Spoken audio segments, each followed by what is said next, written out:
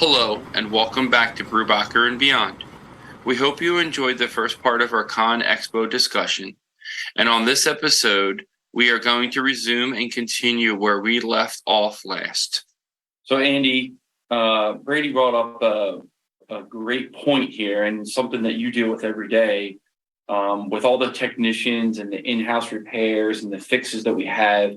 As this technology advances, how does that change your job? It's got to help in some ways, right? Because if you send a technician out that already knows the trouble code with that piece of equipment, he's prepared or she's prepared to go out there and fix it, hopefully, right? But then how much more complicated does it make it with everything? Well, anytime there's electronics, it's more complicated, right? So the equipment 10, 15 years ago was nuts and bolts, and you just went out and fixed it, replaced a part, where now you have to diagnose the issues. Now, one of the things that most manufacturers have is a code that will come up on the display, or we receive by email a code that this machine is having, and it kind of tells us what the issue is and what we can then look for in our service manual and determine what we need to do, or we can reach out to our dealer rep on the service side. So that has been a big help. But the technology, it's great, but it does make it, it can make it harder to work on equipment. We do have a technology specialist in-house, and he's really our go-to guy. And that makes a huge difference for us to be able to have somebody that is really pretty much up to speed on technology.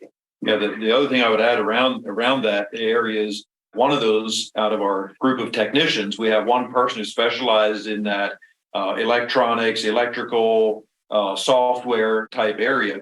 I think it's a matter of time till there's two, till there's three, till companies that repair and manage their own equipment and then outsource and support with their local dealer. I think the day's coming, we're going to have half and half, where you have half the folks that are turning wrenches and bolting and unbolting parts, doing maintenance and those things, and the other half that are software and technical folks that are probably driving a van or some type of truck with no crane and no welder on, that's almost heresy in this business to think of that. But it really is shifting in, and so as I think of young folks coming up, if you have an interest in that area of repairing and software, but you don't want to be stuck in an office somewhere, you want to be out and about a different place every day. It's a wonderful opportunity for folks to think about how to apply those skills, but don't want to be stuck behind a desk sitting somewhere in an office, but they love the outdoors, love connecting with people, love problem solving. So I think there's a real opportunity, but it's also a challenge. And I think taking your traditional person that's out with the grease under their fingernails and up to their elbows and saying, hey, I'm going to train them how to be this other person. Some may have that interest, others may not. And we may need to look at different sources of a labor pool for folks that are coming into that. The other thing, we used to have these neatly segmented parts of the business where survey would pound the stakes, operations would drive over half of them in the process of building the work. You'd call them out, they'd put more in, and fleet managed and fixed and repaired equipment and drove around with trucks and wrenches and welders and cranes. And now with the integration, the average dozer or excavator we buy has more computing power than our whole company had 25 years ago or 20 years ago even. And so there's no bright lines between those areas anymore. And they're all mushed together into this common cauldron of stuff that can go wrong. And when it works great, everything's good. And when it doesn't, you're not even sure where to go. Is it a survey plan thing? Is it a machine thing? Is it a satellite issue? Is it an operator issue? And is it a hardware piece? And you need somebody that sits in the middle of all of that and can sort through it to get to the solutions quickly. Because you have a crew waiting, you have a deadline, you have liquidated damage, you have these things that has to happen. And that's the role that the technician that manages those things. And I think site contractors need to think very differently about the solution for the years ahead than what we have done or are doing now. What got us here is certainly not going to get us where we need to go in the years ahead.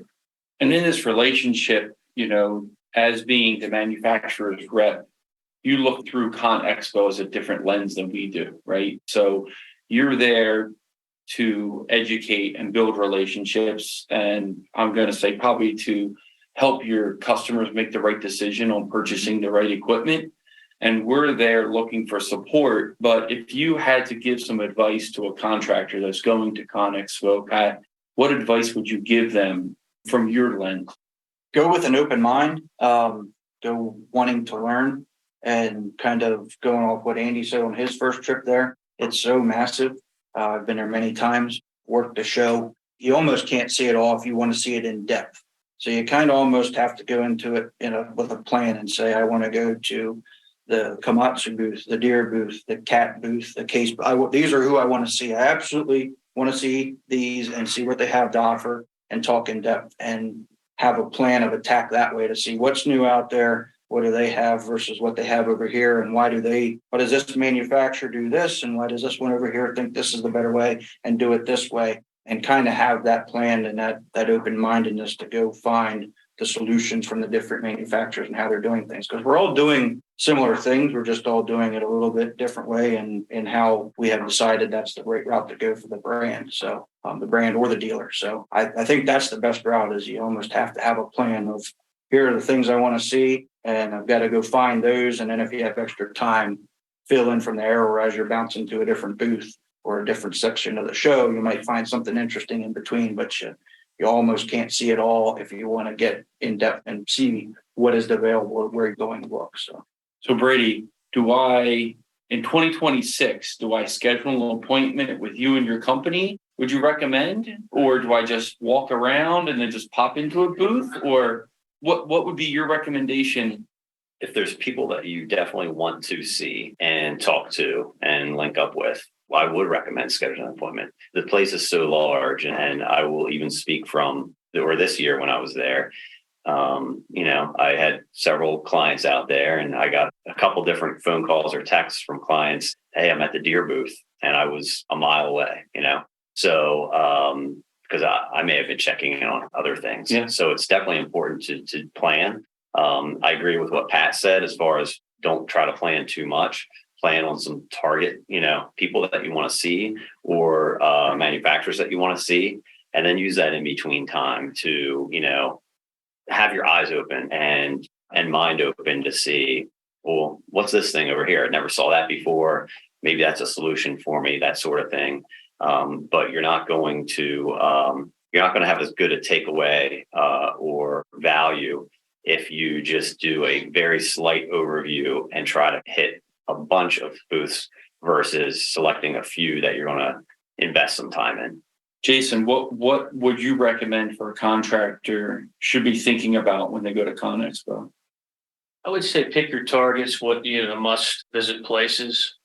Definitely planning is important, making appointments so that you're not missing. I missed several people just because, I was leaving and they're like, hey, are you at the show? No, I'm getting on a plane to go back. But with the planning, don't forget weather. It rains in the desert, and 2 days we had partial rain. And, I'd say a third of it's inside, but 2/3 is outside. So check the weather because, take those days with the rain and do the inside part. So with all good things, we'll start descending this podcast and we will go around the table and give some final thoughts. And I will start with Andy here. Final thoughts on ConExpo and any recommendations you would make for me in 2026. So my recommendation for you is come hang out with me and I'll take you around. So if you walk with Keith, you're going to have to walk really fast. Keith has long legs and it was good. I got my exercise in.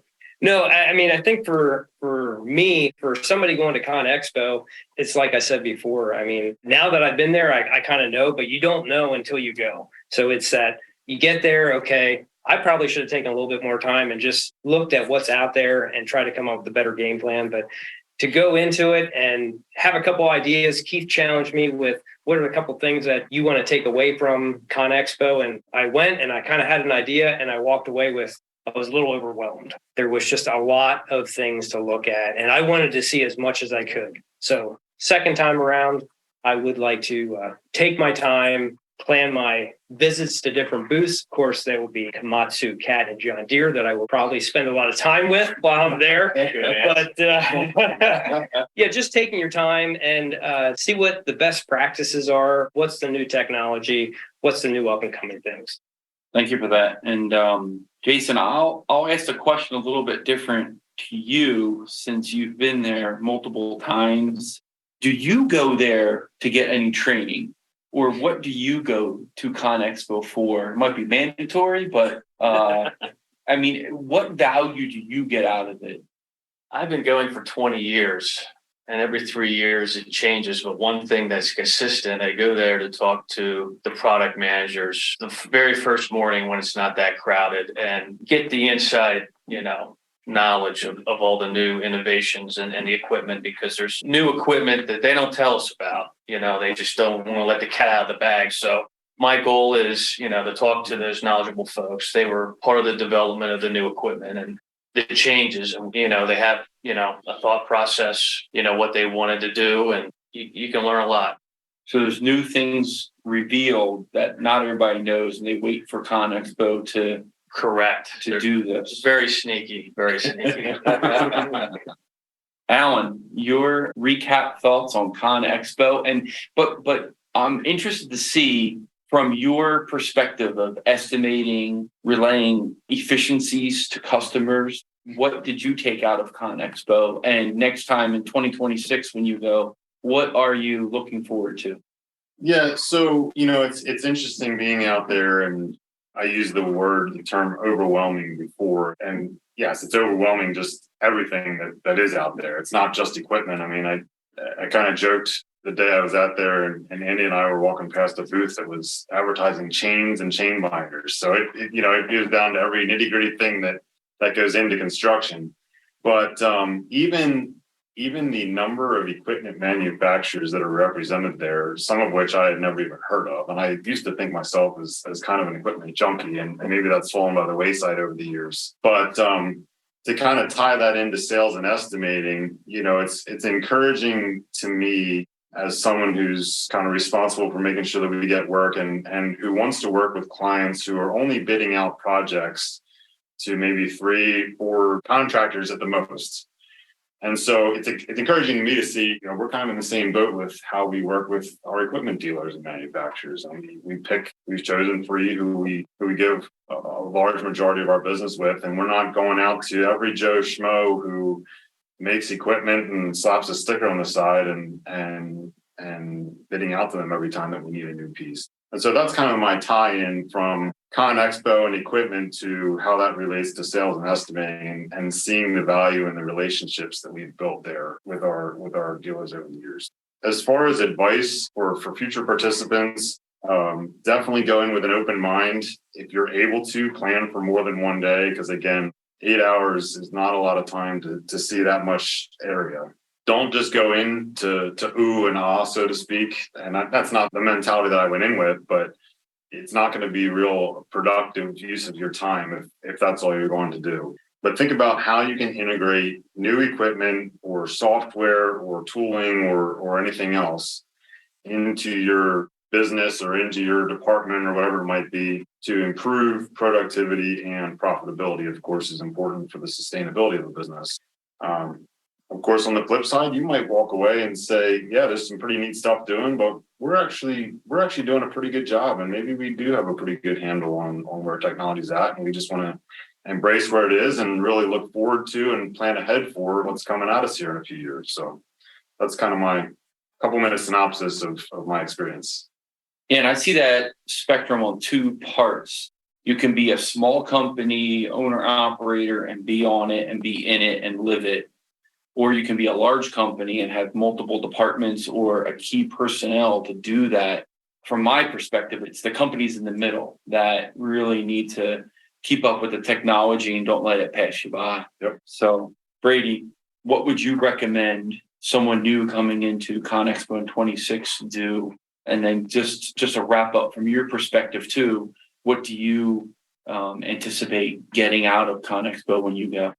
So my recommendations, first and foremost, is wear comfortable shoes because you're going to walk a lot, regardless. And Is there a specific brand? We gotta be one, because there's a lot of brands. There's a lot of brands of shoes out there. I like to stick to like one or two or three brands. Okay. Just sticking with All right. name here. Well, I thought John Deere had a branded pair of work boots that you were going to promote. You just missed the opportunity. I don't know if work boots are the right All right. footwear.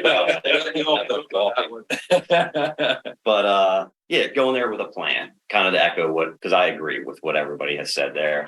I also had a first time. So this was my third year at ConExpo, and my first one, I came away overwhelmed because I went there thinking I'm going to go do this, that, everything. Like it wasn't realistic once I was there. And then I was kind of like, almost like didn't know what to do, So having a realistic plan is key. And what I go out there to try to take away from is to get some time with our manufacturer, be able to talk to them. There are a lot of times there's engineers out there or, people in product development, like was already talked about. And then on top of that is to get time with our clients or my clients that are out there, my clients and partners, whether it's at the show, to be able to talk about a piece of equipment or some upcoming needs, or outside of the show, just to kind of kick back a little bit and spend some time.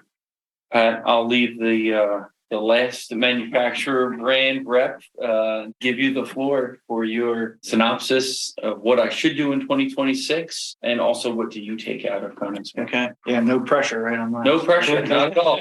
You can take as long as you want. That's okay. And we kind of went over this, but yeah, when you go out there, just have the open mind. But you want to learn a lot, but enjoy it too. You're in Vegas. You're at a show with all kinds of cool things to see, so you want to go out there and enjoy it. So don't try and get everywhere if you can't get there, because you're going to end up like the one guy that went out with us with blisters on your feet because he wore the wrong shoes. So he walked too many miles. So enjoy it. Go with the open mind. Learn it. I go out there a lot of times. This was my fourth one. 2 working it and 2 going from the dealer side. And I just go out there a lot of times to, 1, see what we're doing as a manufacturer, because as Jason said, they like to hide stuff even from us until they launch it there. I need to know what we just launched at ConExpo, because my customers are going to be coming back and saying, did you see this? And if I say no, well, then I don't look so good. So 1, I need to know what Caterpillar launched at ConExpo.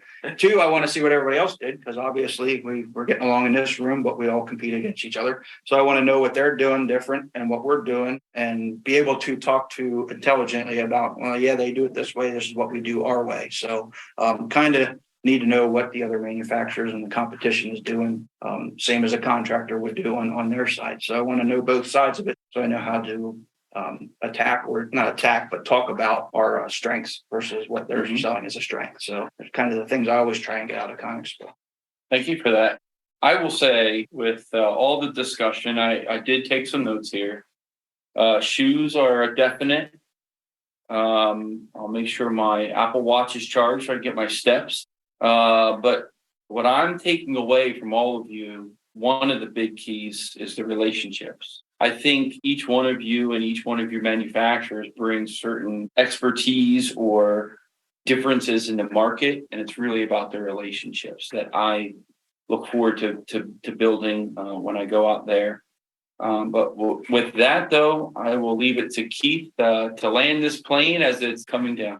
Yeah, well, there wasn't much conversation about the fact that this is Las Vegas. And so, why people attend ConExpo does depend on who you ask. And so we ask folks in a professional environment in this room, but it does seem like contractors are used to taking a lot of risk in business in their daily lives. And my observations based on the evening and outside of the show is that that's not the last place contractors take risks, and maybe there's some risk taking goes on in the evening activities as well in the gaming halls. But nonetheless, I think one of the other areas we didn't talk about was around the educational seminar. So there, you could attend a seminar every hour of the show, and there's some great speakers that can really help challenge your way of thinking around safety, around culture, around techniques. And so one of the reasons that I go and that I look forward to it is the opportunity to disrupt my current line of thinking. It's so easy to get when you're in your own business, especially working a family business, and maybe you're really used to seeing and doing things the same way.